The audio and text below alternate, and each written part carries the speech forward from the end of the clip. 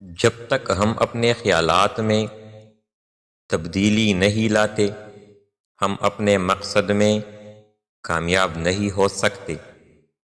وہ انسان ہمیشہ جوان رہتا ہے جس نے مستقبل کی پہلے سے منصوبہ بندی کر لی ہو۔ سکون ہمارے چاہنے سے نہیں ملتا بلکہ قسمت سے ملتا ہے۔ صرف باتیں کرنے کا کیا فائدہ جب آپ کسی کی زندگی میں آسانی نہیں لا سکتے۔ کسی چیز کو حاصل کرنے کی یا کسی چیز سے نجات پانے کی خواہش کو بے چینی کہتے ہیں۔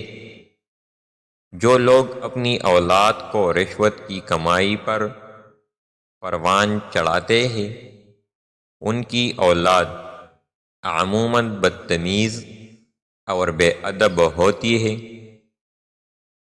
انسان اس وقت صبر کر لیتا ہے جب اسے یقین ہو جائے کہ اللہ کے ہر کام میں کوئی نہ کوئی مصلحت ضرور ہوتی ہے۔ جن کے خواب بڑے ہو وہ چھوٹی چھوٹی باتوں کی پرواہ نہیں کرتے۔ وہ شخص آپ کے ساتھ مخلص ہے جو آپ سے زیادہ آپ کا خیال رکھے۔ رات کی تنہائی میں بہائے جانے والے بے بسی کی آنسو انسان کی زندگی میں آسانی لاتے ہیں اور مشکلات کا رخ موڑ دیتے ہیں۔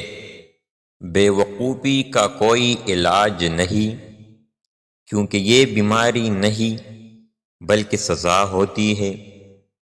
نیت کی خرابی مستقبل میں خطرے کا باعث بن سکتی ہے۔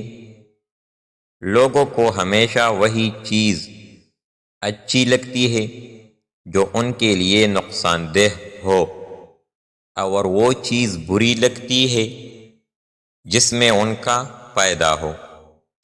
دل کا سکون اور اطمینان چیزوں میں نہیں بلکہ دین کی راہ پر چلنے میں ہے۔ ہمیں اپنی خفیہ صلاحیتوں کو پہچاننا چاہیے کیونکہ ہمارا رزق ہمارے اندر ہی چھپا ہوتا ہے۔ اس کو جاننا ہمارا فرض ہے۔